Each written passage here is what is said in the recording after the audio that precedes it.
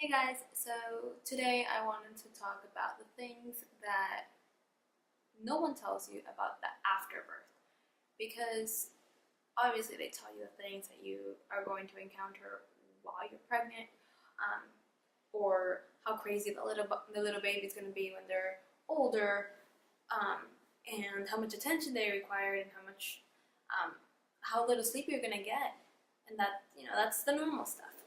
But they don't tell you about certain things. So I wanted to touch up on those because the second I came home, I realized all these things that no one told me, no one prepared me for. So I kept calling the nurse in the hospital because I thought they were wrong. But the doctors and the nurses just tell you, no, you're fine, that's normal. But there's things that I was not prepared for. Once I was going through them, I would ask my other mom friends, and they also experienced it. So some of these things that everyone is gonna experience them. Some women might be lucky, but for the majority of the women or the moms that I've talked to, they have experienced. Okay, the first one is the most dreaded one.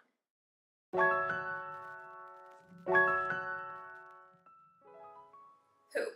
You will not be able to poop. You won't. After birth, you won't. You probably want to, but you won't be able to. If by any chance, I don't know about moms with C-sections.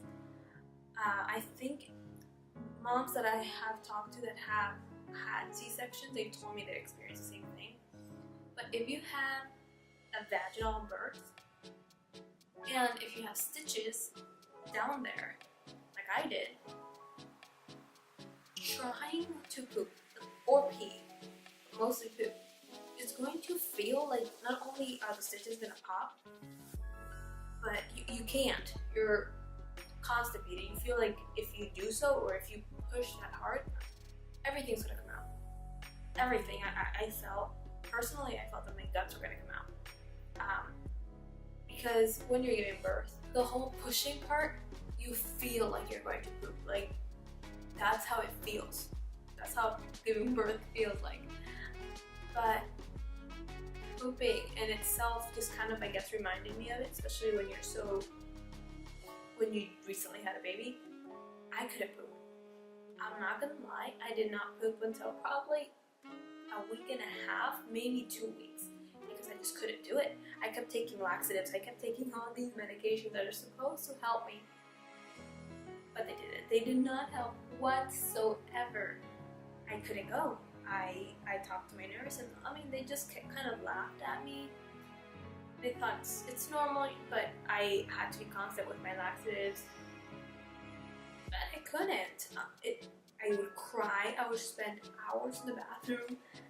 But yeah, that one's horrible. I know I want another baby, but I am not looking forward to that part at all. At all. It's so bad.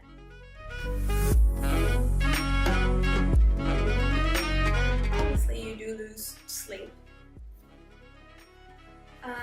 And that's normal because you obviously have to feed the baby or change him or her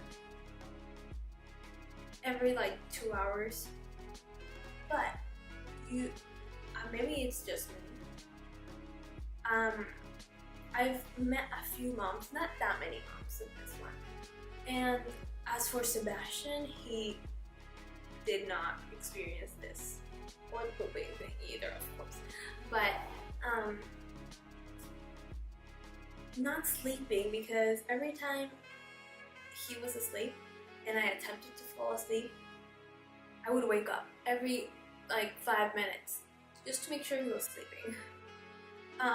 So he was in his bassinet, and I would close my eyes a few minutes, wake up, peek over, make sure he was breathing. And once I realized he was, I would try to go back down, and then again, and then again, and then again, and I still do it. He's almost 4 months, and I still check up on him often. I'm looking at him right now.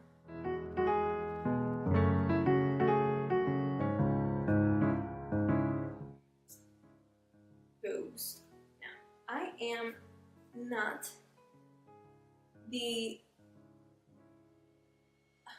I'm not one to have big boobs. I am as flat as they get. But when I was pregnant, I still had no boobs. But after giving birth, you start leaking like colostrum, so that's normal. And my boobs weren't engorged or anything. The second I came home, they started feeling sore, like if I had bruises everywhere. And by the second day that I was home, my boobs were so engorged. They felt like rocks. Oh my god, they were, to the touch, they were sensitive. Apart from leaking so much, they were hard, and oh my god, it was just so painful to breathe, to sleep, to put on a shirt. Everything was painful.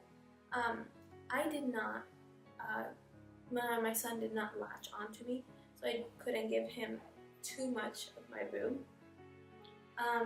He didn't latch, but I did pump. I pumped for about a month and a half until I stopped producing milk. But pumping was a relief, but at the same time it hurt so much because it's like, I don't know, it's like sucking in your nipple and it hurts. But they get bad. I did lose weight a lot because I was pumping so much, and my boobs, after I stopped producing milk, they went back to the normal flatness that I had before. But yes, they will grow. So if you have like huge boobs, just get prepared for them to not only get bigger, to get sore, that if anyone touches your boobs, you just want to punch the hell out of them. Except the baby. You don't want to hurt your baby. In fact, it's true. The second they touch you, you just produce more milk. You start leaking so much more. But a hug, anything like that, would just make me want to hurt the person so bad because it hurt so much.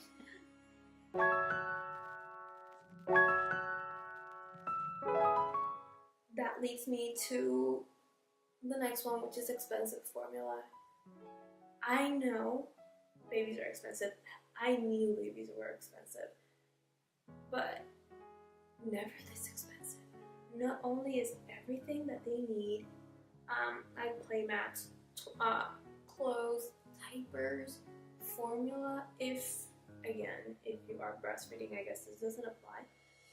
But if you're not, formula, oh my god, it's so expensive, and my kid downs it so fast. I'm sure every baby does, but we basically have to buy a whole container, which is like this big, of formula almost every week, if not every week and a half. And ours is $35, $36. And the thing is, your baby may not like a certain formula you started with.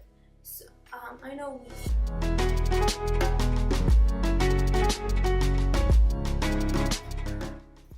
hair. Holy smokes.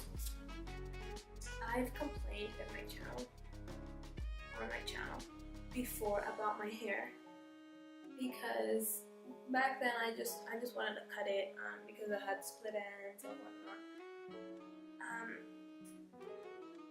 But now I want to cut it because my baby's always pulling in my hair, and I almost always have it in a bun. I always have it in a bun, except when I'm doing just like chit chat videos, which I just started doing them. So, but for the most part, I always have my hair up in a bun.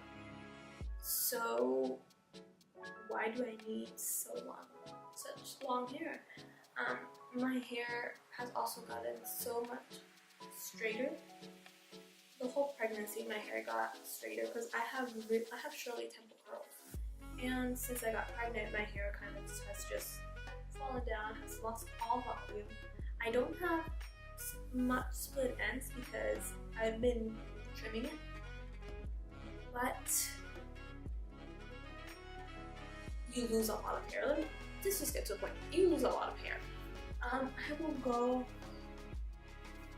like this, and hold on, look at that. But that's a lot of hair. Sometimes Sebastian started asking me at first. He's like, "Are you okay? Are you sick?" Because I lost so much hair. I lost so much hair when we first came back from the hospital. Like, he would find clumps of my hair, and he just asked, "Are you okay? Are you sick? Because this is not like you." Yes, I would. My hair would fall out every now and then, like it normally does, like shedding. But now I can make a full-on wig at the end of the day with how much hair I lose, and I'm just tired of that. So I do want to cut it. I don't know when I am, but I want to cut it soon, and I'm thinking of donating it. I know I have to cut like 8 inches or more to donate, so we will see. I do take, after pregnancy, I still took my prenatals for about 3 months after, about 2.5 months after giving birth. I took my prenatal, especially when you are breastfeeding. My doctor told me it's recommended to take prenatal so your baby can get all of those vitamins. But I stopped. And I went back to my women's daily vitamins and biotin and hair, like vitamin pills. So I just want to cut it and see, maybe just kind of start over.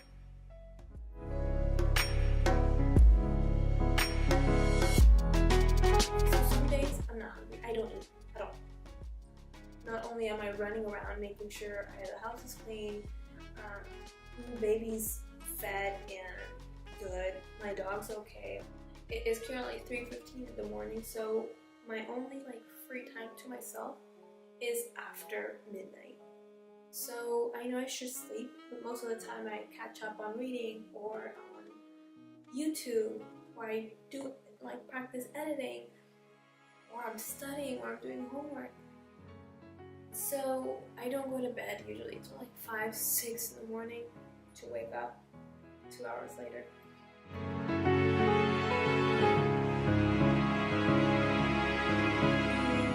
Also get insecure. Granted, you will love your body, I'm sure you will, because you will see it as what helped your baby be here, basically. Your body homed your baby, it fed your baby, it kept your baby safe. So I sometimes just look in the mirror and I hate my body, but when I think about it, and Sebastian is really good in reminding me how amazing and how beautiful my body is for what it did. I do have stretch marks, and I've never had stretch marks on my thighs before. I don't have any on my stomach. I have them on my side now, and a little bit on my thighs. It's really tough when you don't fit anything. I tried to go shopping yesterday, and I couldn't. Nothing fits. It's either too big or too small, or it just doesn't fit right. And I just left the store, and I cried in the car for about 3 minutes. The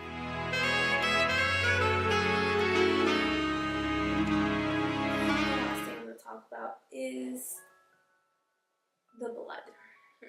I'm sure if you have a C-section, it's the same way. Mesh underwear, some women find them very comfortable. I did not at all, because the pads you have to wear, because you have to wear a pad, at least the ones they gave me in the hospital, were this big, this thick, plus they gave me cooling pads, so we put that, plus an ice pack, so it was about this big. So this this thing is hanging down, like it's pressed against you, and you just feel like you're wearing a diaper. And then when I came here home, it was the same thing, but it's uncomfortable.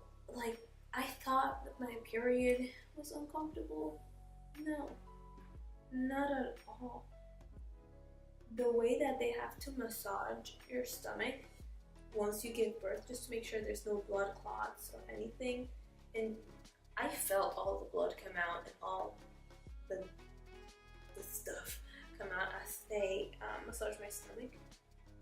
And then wearing that large pad and seeing all the blood, that's insane. Again, the body's amazing, and what the body's capable of doing is, oh my god, I'm so thankful for it.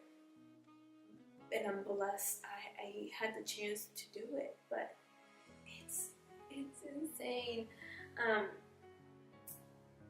I had to wear cooling pads for probably, I mean, I also had stitches, but I had to wear the cooling pads for about the 6 weeks that they tell you to just no lifting, just to be as calm as possible. You have to be calm for about 6 weeks. And for about those 6 weeks, even longer, I think I wear the cooling pads because they feel really nice, and because I had the stitches down there, it just felt super sore. It's a roller coaster, you know. You have your ups and you have your downs, but as crazy as some of these things were for me, as surprised as I was when they occurred, I mean, I want another baby, so I want it all over again. I'm going to experience it all over again. I'm aware. But at least I know about it. I know that it's going to hurt to poop. I know that my boobs are going to hurt, that I'm going to want to punch anyone. Mostly Sebastian. But yeah, that's about it. Sebastian and I want to do some challenges. So if you can think of some, apart from like the trying the baby food, let me know, because I really want to do them. I think they're fun to look at and they're funny overall. So if you have anything that maybe you want us to do, let me know. Comment down below, please. Alright, thank you guys again for watching, and have a good night.